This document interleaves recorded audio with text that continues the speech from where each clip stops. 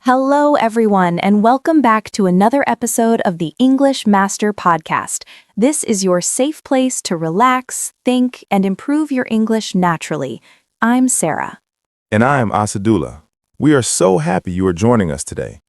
Before we jump into today's topic, I want to share something. Yesterday, we received a message from a listener in Brazil.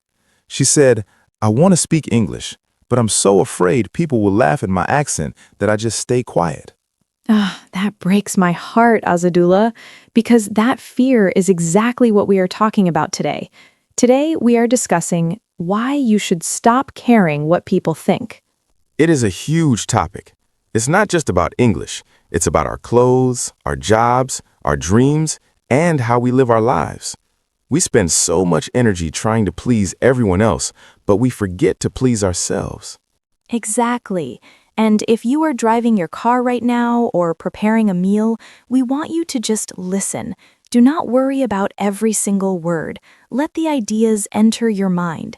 By the end of this conversation, you will not only have new English vocabulary, but maybe, just maybe, you will feel a little bit more free. Sarah, let's look at the why. Why are humans so obsessed with the opinions of others, even people we don't even like? I think it's biological, Asadullah. Thousands of years ago, if the tribe didn't like you, they would kick you out. And being alone back then meant you wouldn't survive. So our brains are programmed to want approval. That makes sense. But we aren't living in the wild anymore. We live in cities with millions of people. Yet, if a stranger looks at us strangely on the bus, we feel unsettled for the rest of the day. It's true.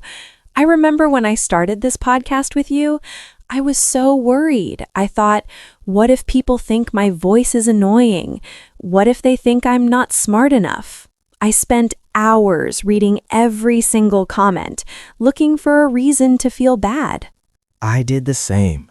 We underestimate how much power we give to strangers. We give them the keys to our happiness. If they say something nice, we are happy. If they say something mean, our whole week is ruined. But here is the secret, Asadullah. Most people are not actually thinking about you. They're too busy thinking about themselves. They're worried about their clothes, their hair, and their mistakes. There's a famous rule called the 18-40-60 rule. Have you heard of it? No, tell me. It says, at age 18, you care about what everyone thinks of you. At age 40, you stop caring what people think of you. And at age 60, you realize that nobody was actually thinking about you in the first place. That is so brilliant and so true. We are all the stars of our own movies. We think everyone is watching us, but they are all just watching their own movie. But Sarah, what is the cost? What do we lose when we care too much? We lose our authenticity.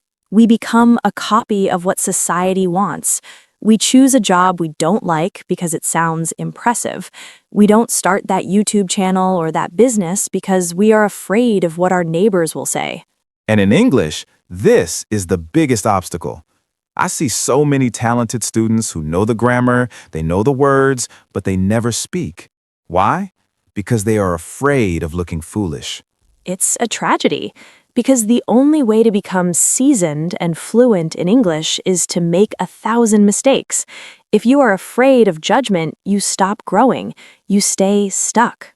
I always tell people, your English doesn't have to be perfect to be powerful. If you can communicate your heart, who cares if you missed a the or an A?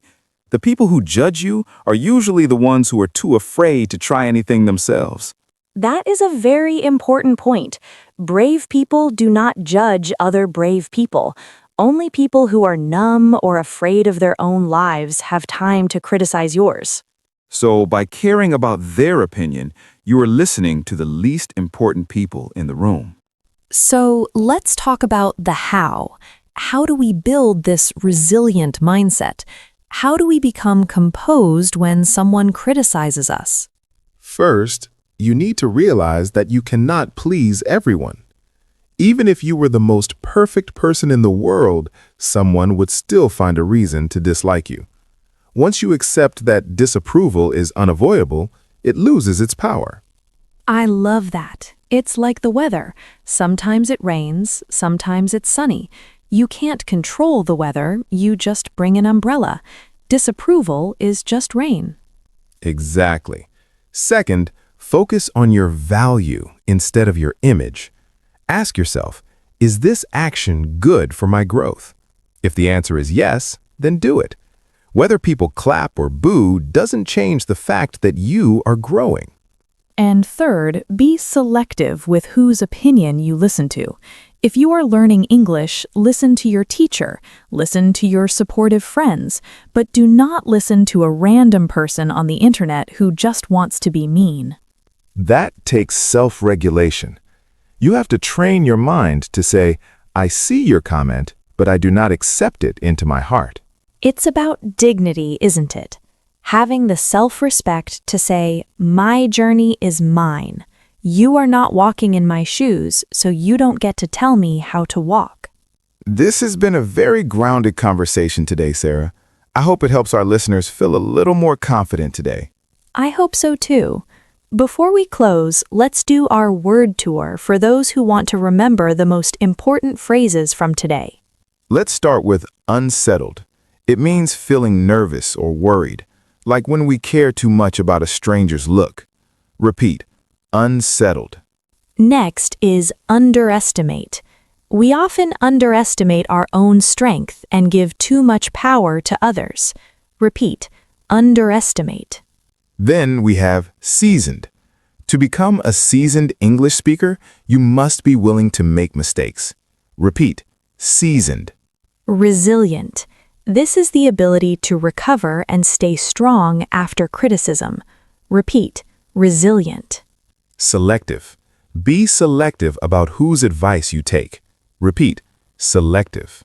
And finally, grounded.